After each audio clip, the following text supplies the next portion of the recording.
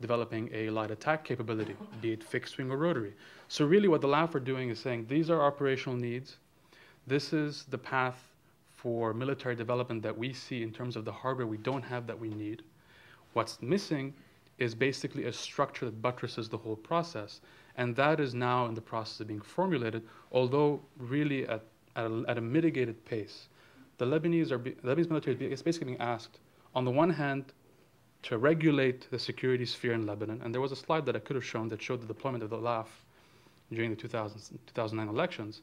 You have 30,000 LAF personnel on mission all the time. And they are deployed along sectarian red lines.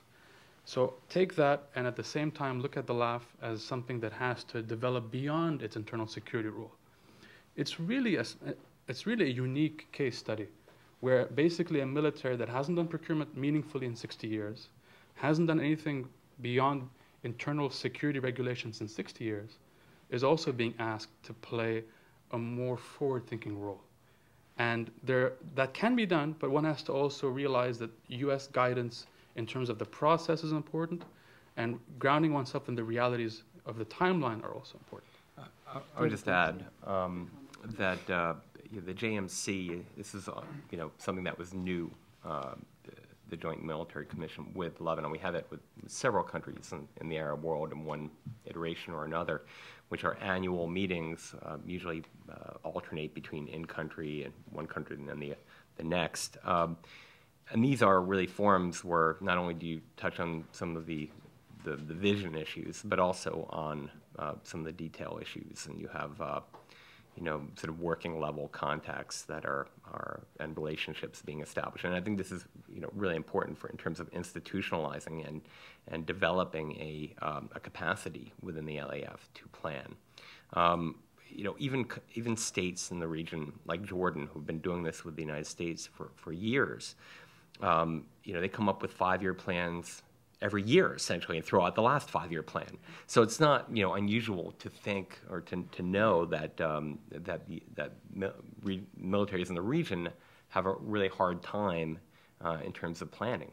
I think it's the rule, not the exception.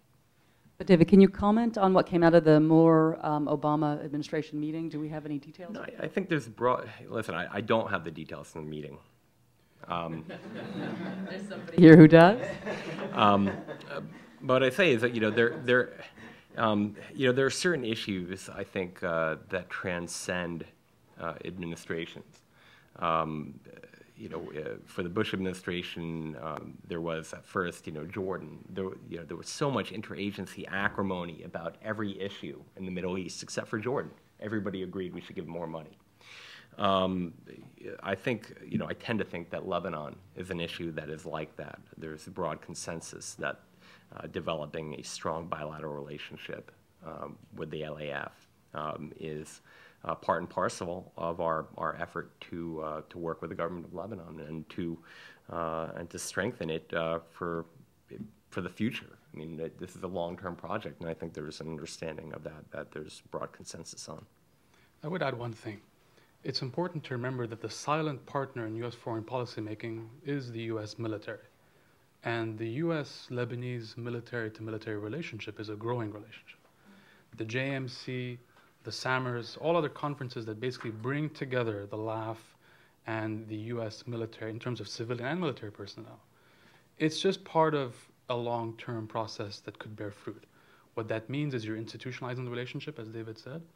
You are creating tangible requirements that the LAF take back home with them. I mean, the comment that I made to some of the leadership in Lebanon, and by that I mean in the LAF and in the civilian sphere, is that you need to start planning for every JMC and every SAMR the day after that JMC and that SAMR.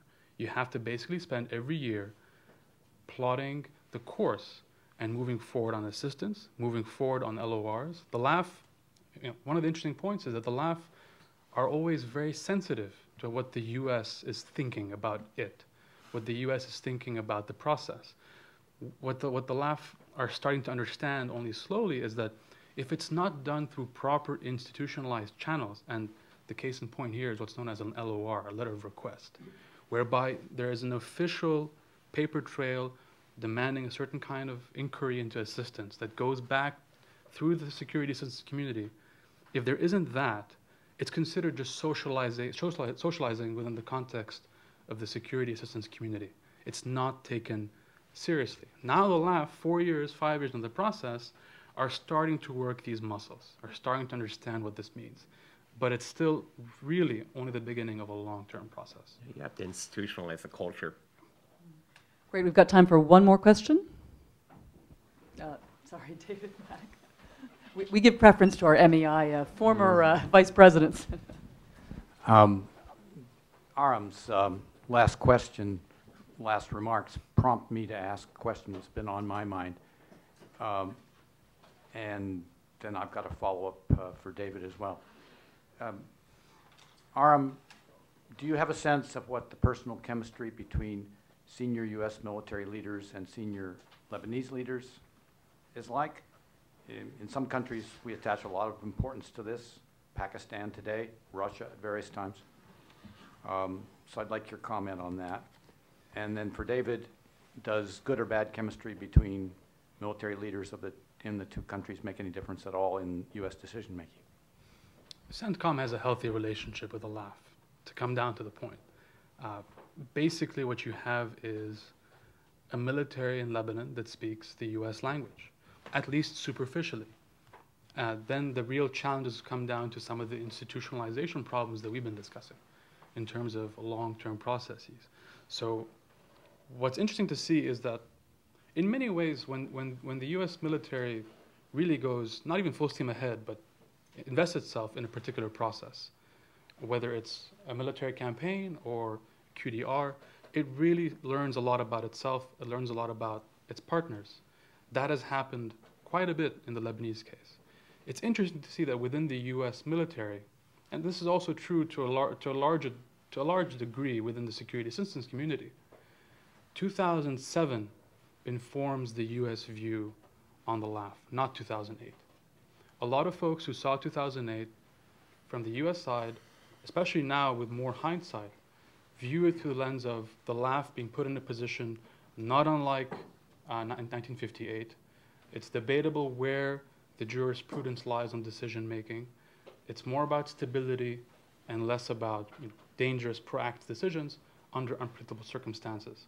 So given that 2007 dictates a lot of the choices, basically you have a US military that is increasingly asking the question, well, what can you do next? What are the next challenges? And the LAF has identified them: internal security, counterterrorism, border enforcement. These are slogans that need to be encapsulated in an actual strategy. That is happening, but at a slow pace. Border enforcement is a 2-3 year project. It'll take through 2012. And developing light attack could take 2-3 years as well. There's a synergy there. At the same time, you have an internal security challenge that trumps the two other main prerogatives. There's a counterterrorism threat that really requires a consensus on a lot of these issues. It is delicate when you're thinking about the Palestinian refugee camps. 1969 agreement still hangs over a lot of the decision-making in Lebanon. But this also shows that the US is basically, especially the US military, has taken the angle, okay, we can work with you. There are things you do that we don't completely understand, but you've understood the overall process from our perspective, and that's a good start. Now, where things go depends on you, depends on our policy, and depends on whether or not the region inflames or not. And that's the million-dollar question. Arguably, a major confrontation in the region can reset the US-Lebanese security relationship, and that would be a great failure. The question is, what can be done in the meantime